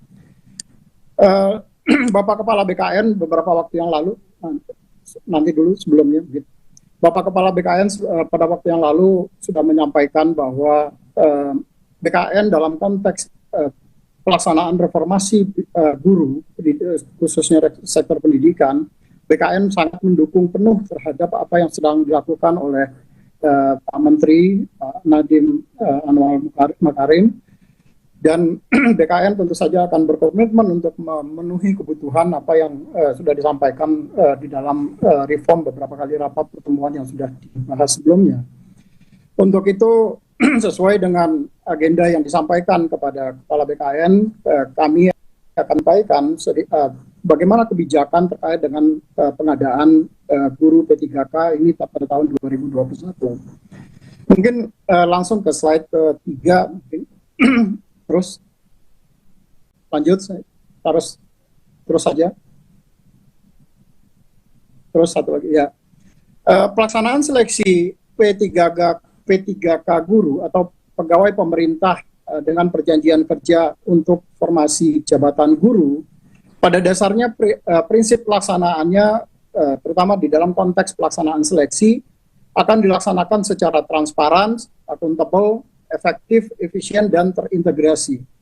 Transparan tentu saja sebagaimana proses pelaksanaan seleksi calon pegawai negeri sipil ataupun calon pegawai P3K tahap pertama yang sudah dilakukan beberapa waktu yang lalu, di mana semua publik masyarakat akan bisa mengontrol, melihat dari capaian yang diperoleh oleh setiap peserta seleksi. Sehingga tidak ada kemudian di dalam proses seleksi ada yang merasa dirugikan atau ada yang merasa dicurangi di dalam terhadap capaian seleksi yang dilakukan oleh setiap peserta. Dan di dalam konteks tahapan pengadaan aparatur sipil negara, sebagaimana diatur di dalam Undang-Undang Nomor 5 Tahun 2014 tentang aparatur sipil negara, Maka tahapan di dalam pelaksanaan seleksi pengadaan ASN itu dimulai dari perencanaan, yang ini sudah berapa kali dilakukan oleh rapat-rapat pertemuannya, termasuk nanti kemudian akan diikuti dengan pengumuman lowongan, yang hari ini kita lakukan kick off-nya untuk pengumuman lowongan, kemudian nanti melakukan pelamaran, para peserta melamar kepada pemerintah tentu saja, kemudian melakukan seleksi dan pengumuman hasil seleksi, serta melakukan pengangkatan atau penetapan nomor induk P3K bagi pegawai yang lolos seleksi. Dan di dalam proses seleksi ini ada beberapa instansi yang terlibat secara langsung, yang tadi sudah disampaikan juga oleh Pak Teguh. Misalnya di dalam Kementerian PAN-RB itu terlibat di dalam menentukan formasi kebutuhan, berapa banyaknya formasi yang dibutuhkan untuk guru P3K ini di tahun 2021. Tadi Mas Menteri menyampaikan ada kebutuhan sampai dengan 1 juta guru. Apakah nanti 1 juta guru bisa kita penuhi sekaligus atau nanti dilakukan secara bertahap tetapi tetap tercapai 1 juta guru misalnya. Yang kedua, karena nanti ada proses seleksi, maka tentu saja nanti akan ada passing grade. Berapa tingkat kelulusan dari seseorang guru, sehingga kualitas seseorang guru seperti tadi diarahkan oleh, sampaikan arahan dari Pak Wapres misalnya, ada beberapa kompetensi-kompetensi dasar dan kompetensi teknis yang dibutuhkan bagi seseorang guru, sehingga ke depan kita berharap bahwa kualitas anak didik kita itu akan jauh lebih baik. Nah, dari sisi BKN tentu saja kami di dalam konteks pendaftaran, semua proses yang dilakukan oleh BKN mulai dari pendaftaran itu sudah menggunakan teknologi informasi. Kita mulai dari pendaftaran kita menggunakan sistem seleksi calon aparatur sipil negara untuk P3K, di mana semua peserta nanti akan membangun pesertanya, kemudian mereka registrasi pendaftaran, dan termasuk juga melakukan pencetakan kartu ujian. Semua dilakukan by system. Data yang terdaftar, mereka yang mendaftar, kemudian datanya akan terintegrasi dengan data Dapodik untuk melihat, karena tadi dibatasi bahwa P3K guru ini, itu scopingnya dibatasi bahwa diprioritaskan untuk guru yang sekarang sudah menjadi honorer, yang dia datanya terdaftar di Dapodik, kemudian data yang guru yang sekarang ada di data THK2, serta data guru yang sudah seleksi lulus PPG, yang sebagaimana yang program sertifikasi yang dikeluarkan oleh teman-teman di Kementerian Pendidikan. Karena di dalam Undang-Undang ASN, Undang-Undang Nomor 5 Tahun 2014 juga, yang berhak menjadi aparatur sipil negara adalah warga negara Indonesia, maka tentu saja nanti pada saat pendaftaran sistem juga akan terkoneksi atau terintegrasi dengan data Dapodik, data Dukcapil, sehingga kami memastikan bahwa semua data orang yang mendaftar itu adalah warga negara Indonesia. Nah, begitu nanti mereka setelah melakukan pendaftaran, maka data kemudian akan dikirim ke sistemnya Kementerian Dikbud, UNBK, Ujian Nasional Berbasis Komputerisasi. Semua proses pengiriman data itu akan dilakukan dengan menggunakan sistem. Jadi tidak ada data yang akan tercecer di tengah jalan. Begitu selesai pelaksanaan seleksi, maka nanti dilakukan pengolahan hasil ujian itu juga langsung disampaikan kepada BKN untuk dilakukan pengolahan nilai dan sekaligus melakukan penetapan NIP. Nah, di BKN sekarang ini kita tidak lagi melakukan mencetak dengan menggunakan kertas, tetapi semua termasuk penandatanganan untuk siapa saja yang lulus sudah menggunakan tanda tangan digital yang sistemnya dikoordinasikan oleh teman-teman di Badan Cyber dan Sandi Negara.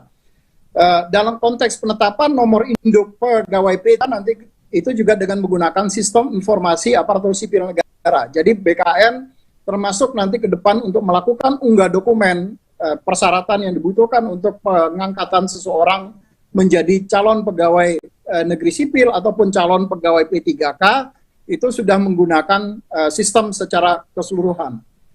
Next. Lanjut. Nah, di dalam konteks pelaksanaan guru P3K, pegawai pemerintah dengan perjanjian kerja, kalau kita berbicara perjanjian, maka tentu akan ada kapan rentang waktu perjanjian kerja itu. Undang-Undang Nomor 5 Tahun 2014 ataupun PP 49 Tahun 2017 tentang manajemen P3K, di situ sudah mengatur perjanjian kontrak dengan pegawai P3K itu paling singkat dilakukan 1 tahun dan dipanjang sesuai dengan pencapaian kinerja dari setiap pegawai P3K tadi.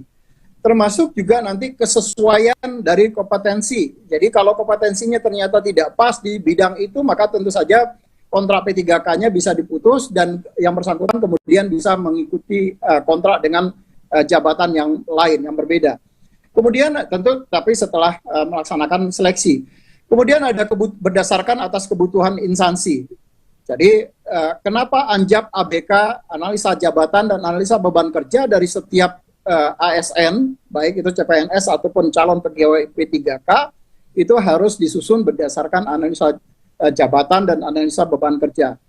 Kemudian yang terakhir adalah kontrak itu dapat diperpanjang setelah mendapat persetujuan dari PPK, pejabat pembina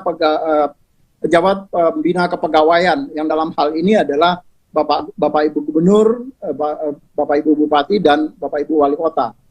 Nah, dalam konteks peraturan perundang-undangan juga diatur apa sih yang kemudian bisa menyebabkan perjanjian kerja itu bisa dihentikan. Yang pertama, dia bisa dihentikan secara hormat. Kalau misalnya jangka waktu perjanjiannya sudah berakhir. Misalnya kalau dia sudah memasuki batas usia yang dipersyaratkan di dalam jabatannya. Jadi kalau untuk guru misalnya batas usia yang dipersyaratkan di dalam jabatannya maksimum 60 tahun, maka nanti mereka akan dapat diberhentikan dengan hormat setelah yang bersangkutan mencapai batas usia 60 tahun. Kemudian juga karena yang bersangkutan meninggal dunia atau karena atas permintaan sendiri, mungkin dia diterima dari pekerjaan di tempat lain, kemudian dia mengundurkan diri, maka dia bisa diberhentikan dengan hormat. Kemudian karena ada faktor perampingan organisasi kebijakan pemerintah yang mengakibatkan ada mau tidak mau atau suka tidak suka ada pengurangan dari pegawai P3K itu sendiri. Kemudian yang terakhir adalah karena dia tidak cakap secara jasmani dan atau rohani, sehingga yang bersangkutan kemudian tidak mampu menjalankan tugas dan kewajibannya sebagaimana yang diperjanjikan di dalam kontrak kerjanya mereka.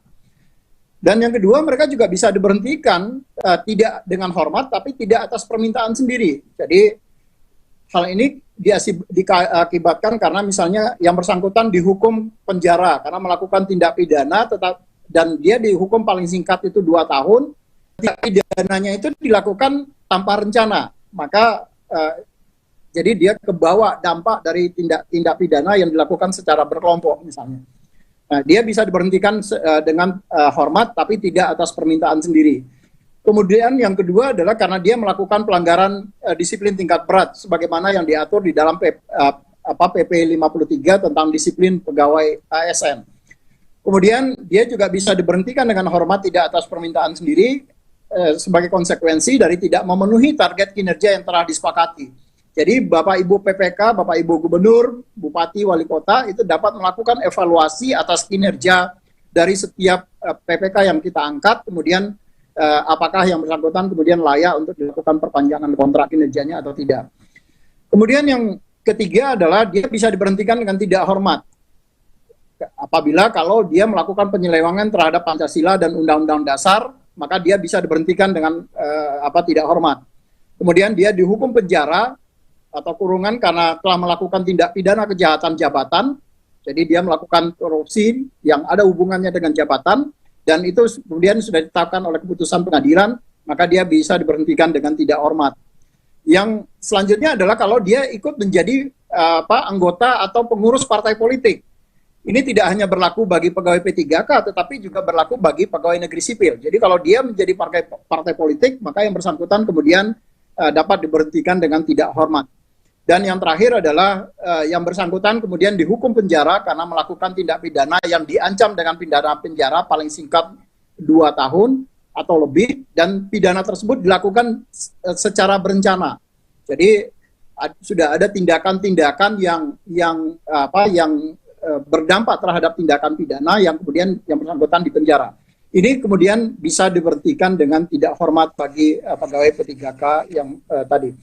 Itu mungkin beberapa hal yang perlu kami sampaikan dari sisi Badan Kepegawaian Negara, dan Atas perhatiannya kami ucapkan terima kasih. Assalamualaikum warahmatullahi wabarakatuh. Waalaikumsalam warahmatullahi wabarakatuh. Terima kasih kami ucapkan kepada Bapak Suharmen atas paparan yang diberikan. Bapak dan Ibu hadirin sekalian, tentunya kita sama-sama berharap bahwa program seleksi guru pegawai pemerintah dengan perjanjian kerja atau P3K tahun 2021 dapat berjalan dengan lancar dan memberikan harapan baru bagi pendidikan Indonesia ke depannya. Lalu bagaimanakah pendapat dari organisasi guru mengenai program ini? Mari kita saksikan tayangan berikut.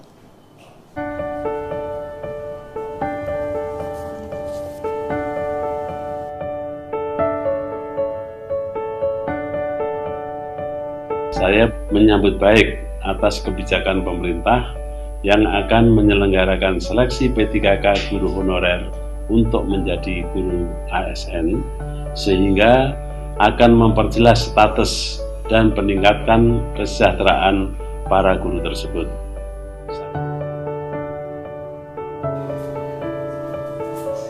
Pimpinan Pusat Persatuan Guru Nahdlatul Ulama mendukung program pemerintah, program Kemendikbud, pegawai pemerintah dengan perjanjian kerja untuk guru-guru honorer.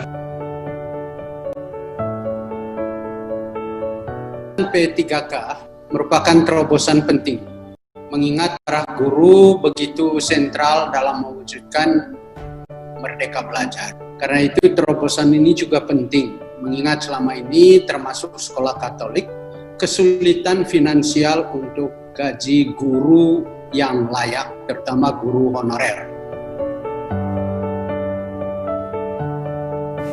Terkait dengan rencana tersebut, kami di Ikatan Guru Indonesia memang sudah sangat lama memperjuangkan agar kawan-kawan guru ini direkrut dan diperjelas statusnya sebagai pegawai. Selama ini kawan-kawan guru P3K ini memang belum jelas, yang sudah lulus kemarin juga belum jelas sampai sekarang, tetapi rencana ini harus kita apresiasi, apalagi rencananya mencapai 1 juta guru. Saya berharap agar seleksi ini dilaksanakan dengan transparan dan akuntabel dan segera ditempatkan di sekolah-sekolah yang sangat memerlukan.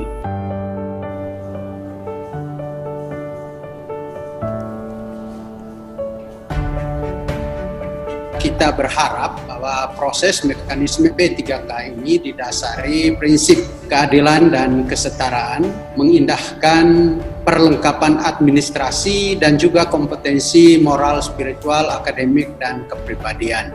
Karenanya prioritaskan guru-guru honorer yang mengabdi di sekolah-sekolah kecil di daerah, khususnya yang menyebar di pulau-pulau seluruh Nusantara ini. Akhirnya para guru juga, ya, kami berharap supaya para guru, khususnya guru honorer, juga mengabdi dengan hati yang tulus dan terus-menerus belajar untuk mewujudkan Merdeka Belajar demi SDM unggul Indonesia yang maju, adil, dan sentosa.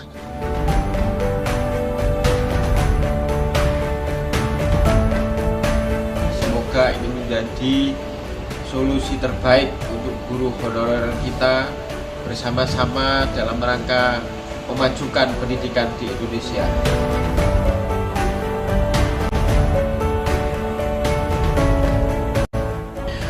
Bapak Ibu yang kami hormati, apa yang dilakukan Kemdikbud ini saya pikir adalah sebuah terobosan besar, tetapi ada banyak catatan yang harus kita titipkan kepada Kementerian Pendidikan dan Kebudayaan. Yang pertama, P3K ini tidak boleh membebani anggaran pendapatan dan belanja daerah, sehingga pemerintah harus memastikan bahwa sumber pendanaan untuk penggajian PPPK ini untuk guru itu berasal dari APBN. Kenapa seperti itu? Karena kami lebih berpikir Kemdikbud mestinya lebih fokus melahirkan guru-guru profesional.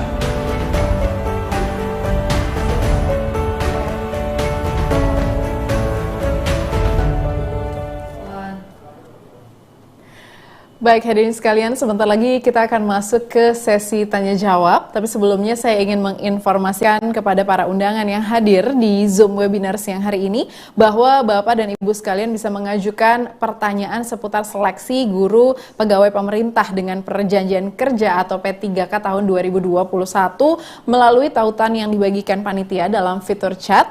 Dan namun perlu diingat bahwa batas waktu pengajuan pertanyaan hanya sampai dengan pukul 18 waktu Indonesia Barat hari ini. Jadi jangan lupa untuk mengajukan pertanyaan Bapak dan Ibu sekalian karena pertanyaan akan dibahas pada sesi teknis minggu depan.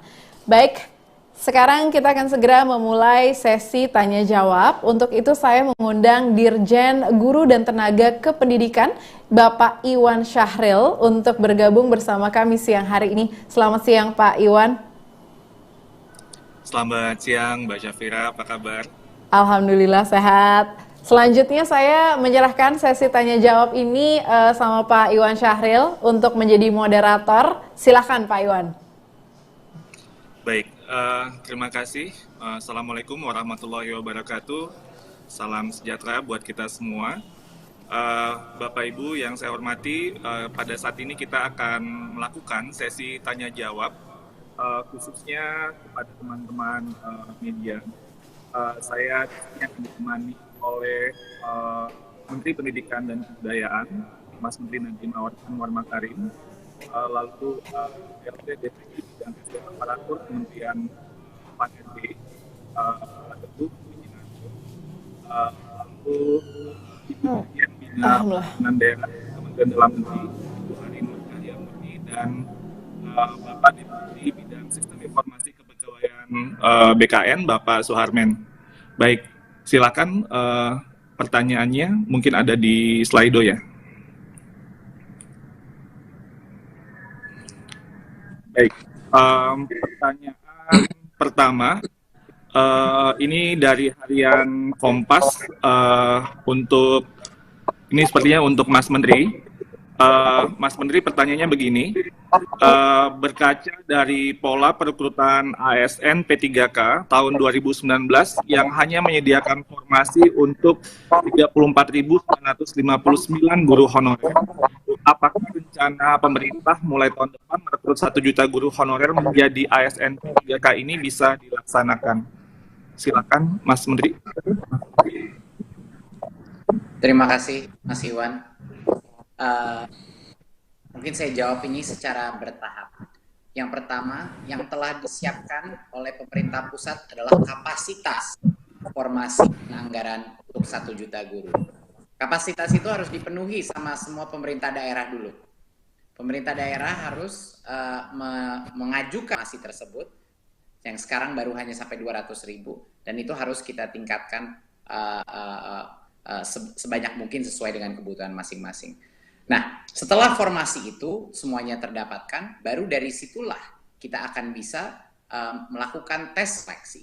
Dan dari tes seleksi itu, berapapun yang lulus akan bisa diangkat oleh pemerintah daerah sebagai P3K dengan dana yang sudah dianggarkan dan sudah diamankan oleh pemerintah pusat. Jadi ini tidak menjadi beban pemerintah daerah untuk gaji mereka. Jadi ini yang penting, bahwa ini bukan pengangkatan 1 juta guru honorer di tahun 2021.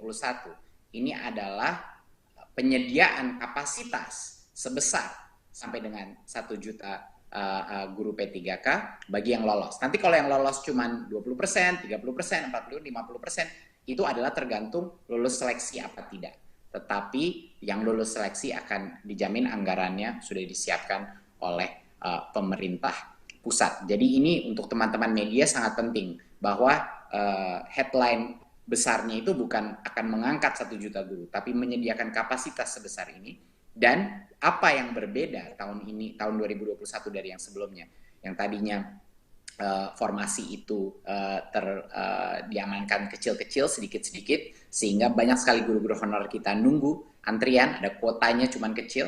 Sekarang kita perbesar jumlah kuota tersebut asal pemerintah daerah mengajukan, dan kapasitas mengambil tes seleksinya untuk semua guru honorer se-Nusantara itu besar sekali karena akan dilakukan secara tes online dan akan dilakukan beberapa kali dalam tahun 2021 dan tahun 2022. Jadinya semua guru honorer akan dijamin di tahun 2021 paling tidak sekali atau 2 kali mereka akan bisa mengambil tes seleksi masuk ini yang tadinya sebelumnya belum bisa. Kedua yang berbeda, boleh mencoba beberapa kali sampai dengan total 3 kali percobaan. Itu juga perbedaan kebijakan kita. Dan yang ketiga, apa yang beda dari sebelumnya? Kita persiapkan modul-modul online pembelajaran mandiri bagi guru-guru untuk membekali mereka dan mempersiapkan mereka untuk ujian tes seleksi tersebut. Nah, tentunya pembiayaannya semuanya juga dari Kemendikbud untuk pelaksanaan tes seleksi ini. Jadi ini adalah beberapa hal yang berbeda. Jadi bukan pengangkatan 1 juta guru, tapi penyediaan kapasitas sebesar sampai dengan 1 juta guru. Tapi semua guru honorer itu harus pertama lulus atau lolos seleksi tersebut dahulu. Jadi mohon ini komunikasi kepada masyarakat harus sangat kuat dan harus sangat spesifik bahwa ini adalah pemberian kesempatan yang demokratis bagi seluruh guru honorer untuk membuktikan kelayakannya. Terima kasih. Terima kasih Menteri atas jawabannya. Kita akan melanjutkan untuk pertanyaan berikutnya. Silakan ditampilkan pertanyaannya.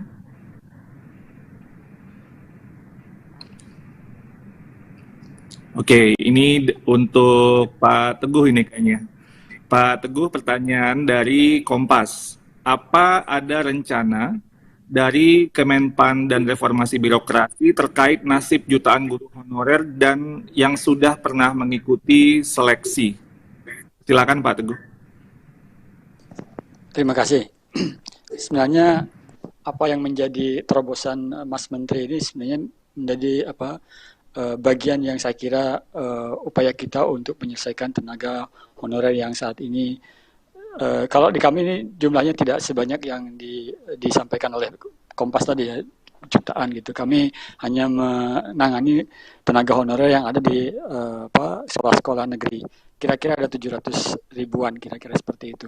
Mungkin yang lainnya barangkali terkait dengan masalah swasta mungkin juga menjadi bagian yang perlu kita pikirkan juga yang diperbantukan di swasta barangkali itu. Jadi dalam kaitan ini kita akan terus mendukung upaya Kementerian Pendidikan dan Kebudayaan untuk mencari terobosan-terobosan dalam kaitan untuk menyelesaikan berbagai permasalahan mengenai tenaga guru ini. Saya kira demikian jawaban kami.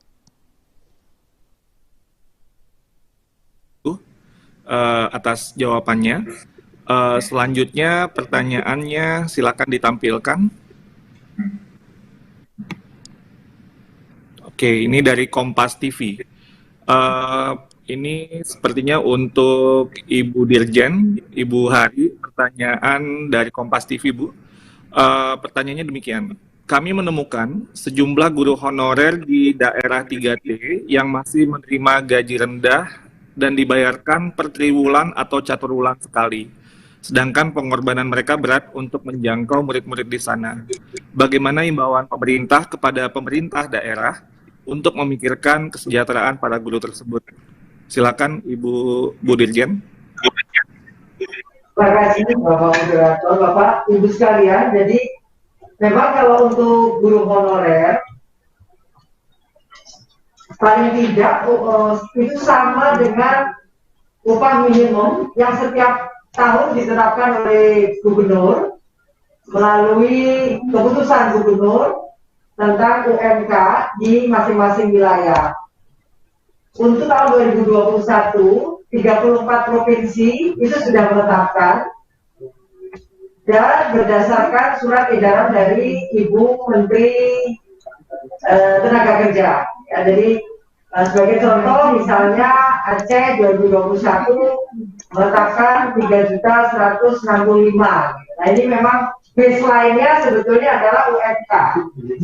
Nah kembali karena ada kalimat di dalam Perpres memang sesuai kemampuan kepala daerah, seharusnya UMK ini yang menjadi landasan untuk mereka menetapkan tenaga-tenaga honorer tersebut. Terkait dengan apa kemudian dibayarkan per triwulan dan setiap bulan. Ini barangkali kami melihatnya memang dari sisi kontrak yang dibuat, karena memang tenaga honorer tidak merupakan belanja mengikat seperti halnya pegawai ASN begitu, Nah, pada saat dia menjadi honor, pasti akan ada perjanjiannya. Nah, itu bisa dilihat apakah memang mereka membayarkannya secara apa. Tetapi seharusnya memang setiap bulan, tidak per semen atau per tribulanan. Saya kira itu jawabannya. Terima kasih. Baik, terima kasih Bu Ari. Kita akan lanjut ke pertanyaan selanjutnya. Silakan ditampilkan. Baik, ini jatahnya Pak Harmen ini. Pak Harmen, pertanyaan dari JPNN, Pak. Untuk masa kontrak guru P3K yang direkrut, apakah posisinya bisa sampai pensiun? Silakan Pak Harmen. Ya, terima kasih. Jadi seperti tadi saya sampaikan di dalam slide terakhir saya tadi bahwa untuk kontrak guru P3K itu dilakukan paling lambat atau selambat-lambatnya atau paling singkat itu 1 tahun sebelum yang bersangkutan kemudian memasuki batas usia yang dipersyaratkan di dalam jabatannya. Undang-Undang Nomor 5 Tahun 2014 ataupun PP 49 tentang manajemen P3K tidak menyebut batas usia pensiun sebagaimana layaknya di dalam undang-undang untuk posisi bagi seorang pegawai negeri sipil. Tetapi yang disebut di situ adalah batas usia yang dipersyaratkan di dalam jabatannya. Nah, kalau batas usia yang dipersyaratkan dalam jabatan itu ingin kita konotasikan dengan batas usia pensiun, maka bisa kita katakan bahwa bagi pegawai P3K yang diangkat menjadi ASN P3K, maka yang bersangkutan bisa diangkat sampai dengan batas usia yang beliau pensiun. Hanya saja kemudian tetap dilakukan evaluasi atas capaian kinerjanya setiap tahunnya oleh PPK. Jadi tidak bisa kemudian serta-merta sama halnya dengan pegawai negeri. Misalnya kalau pegawai negeri itu selalu menyampaikan setiap tahunnya sasaran kinerja pegawainya, maka sama dengan posisinya dengan itu, maka guru P3K atau pegawai P3K itu juga harus menyampaikan capaian sasaran kinerjanya setiap tahun. Dan ini yang kemudian dijadikan sebagai salah satu aspek untuk melakukan evaluasi apakah PPK, pejabat pembina kepegawaian, itu akan melakukan perpanjangan kontrak atau melakukan penghentian kontrak bagi pegawai P3K tersebut. Tapi prinsipnya bahwa pegawai P3K tadi itu bisa dilakukan kontraknya sampai dengan batas usia yang dipersyaratkan di dalam jabatannya tersebut. Demikian Pak Iwan, terima kasih. Terima kasih Pak Harmen. Saya rasa itu pertanyaan-pertanyaan yang sudah kita dapatkan, dan kalau boleh ada beberapa poin kesimpulan dari sesi tanya jawab ini. Pertama, bahwa pemerintah melakukan seleksi demokratis untuk semua guru honorer. Tadi Pak Armin sudah menyebutkan dari usia yang 20 tahun sampai 59 tahun itu bisa untuk ikut seleksi ini untuk membuktikan kelayakan mereka menjadi guru ASN P3K sehingga dapat meningkatkan kesejahteraan guru dan meningkatkan kualitas pendidikan Indonesia. Untuk biaya seleksi sudah disiapkan oleh Kemendikbud dan pemerintah telah memastikan tersedianya anggaran jika lulus seleksi. Karena itu peran pemerintah daerah sangat penting dalam proses ini. Pemerintah mendorong Bapak Ibu Kepala Daerah serta jajarannya untuk tidak perlu ragu untuk segera mengajukan formasi kepada pemerintah pusat.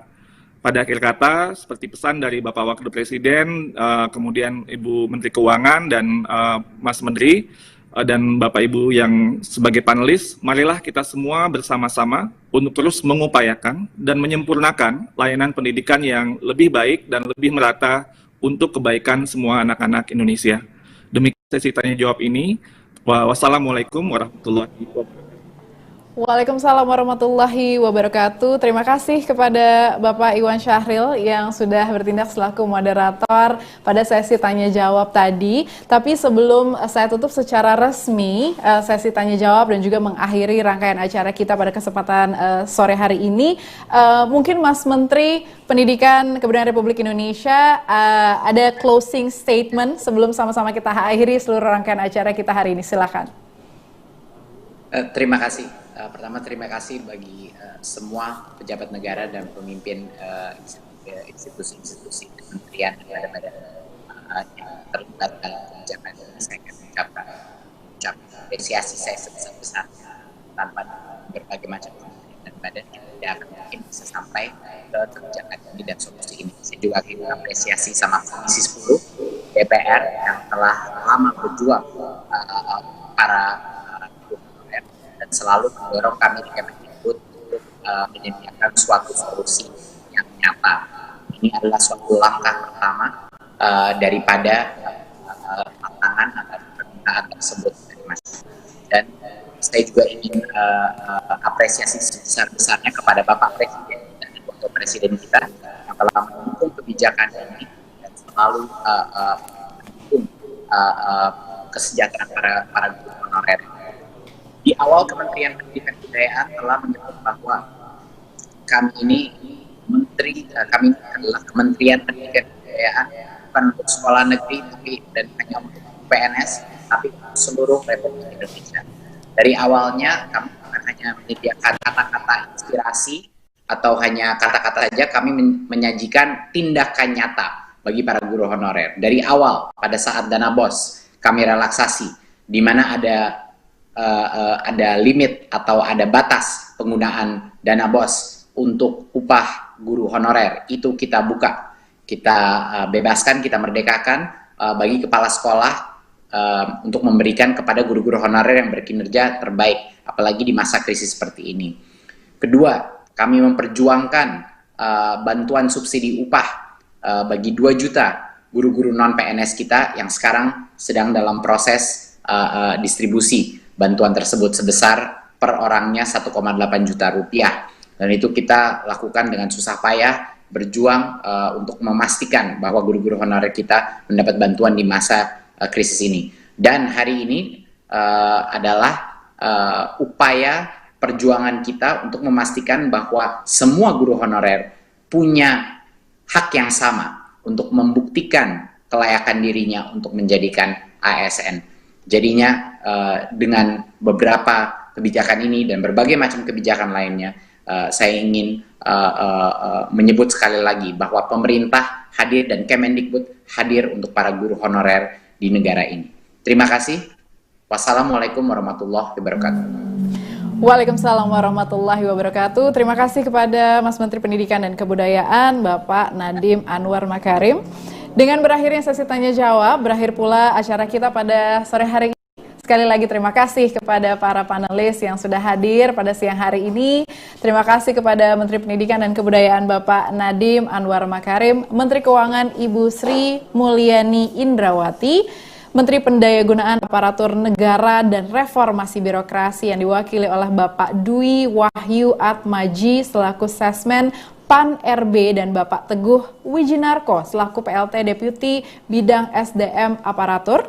Lalu Menteri Dalam Negeri yang diwakili Ibu Hari Nur Cahya Murni selaku Dirjen Bina Pembangunan Daerah, Kepala Badan Kepegawaian Negara yang diwakili oleh Bapak Suharmen selaku Deputi Bidang Sistem Informasi Kepegawaian Badan Kepegawaian Negara, para Kepala Daerah, Gubernur, Bupati, dan Wali Kota, para pejabat eselon 1 dan 2 di lingkungan pemerintah daerah, dan para perwakilan asosiasi guru dan organisasi pendidikan. Tidak lupa juga saya ingin mengucapkan terima kasih kepada seluruh tamu undangan yang sudah mengikuti acara hari ini dari awal sampai akhir, dan semoga seluruh informasi yang kita terima hari ini bisa membangkitkan semangat untuk sama-sama membangun negeri lewat pendidikan demi terciptanya merdeka pelajar. Kita doakan agar program seleksi guru pegawai pemerintah dengan perjanjian kerja atau P3K tahun 2021 bisa berjalan dengan lancar sesuai rencana dan harapan kita bersama. Akhir kata, saya Syafira pamit undur diri dulu. Mohon maaf kalau ada kekurangan dan kesalahan dalam seluruh rangkaian acara pada kesempatan hari ini. Wassalamualaikum warahmatullahi wabarakatuh.